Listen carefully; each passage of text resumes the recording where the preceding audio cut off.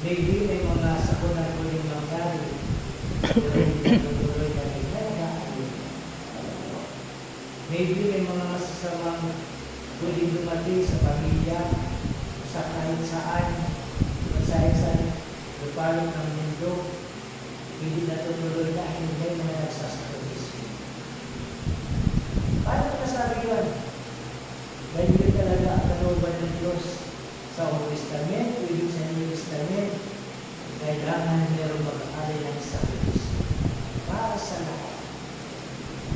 Minsan, yung nag-aalay ng sakripisyo ay talagang hindi siya napapansin. Minsan nag-aalay din siya. Sa Old Testament, ang daming Jesus na gustong magpadala ng Diyos ng mga sakuna, ng mga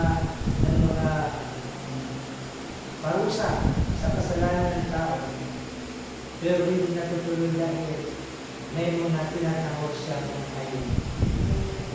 Ulad ng nung nangyari sa Nineveh, sabi ng Diyos kay Jonah, puntahan mo ang Nineveh. Sabi mo sila mag-ayaw na ng 40 days.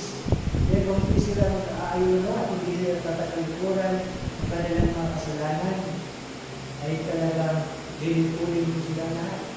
Bugunawin mo sila. Ayun, nakinis ka ni Jonah. Yung sabi ng Diyos, dahil sumunod kayo, dahil tumalim ito sa kasalanan, at dahil ayun kayo, sabi na, hindi ko na itutuloy ang pagpaparusa. So then, sabi nga sa Deo, sa mensahe ng Panginoon, the Deo is a noble occasion. Isang mataas na tawag.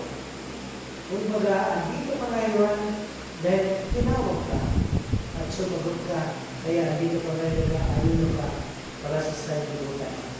Hindi lang para sa sanlibutan, para sa buong sangkatauhan, para sa mga kaluluwa sa purgatorio.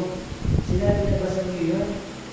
Yung isang bunga ng pag-aayon mo, kung paano kayo makakatulong sa mga kaluluwa sa purgatorio.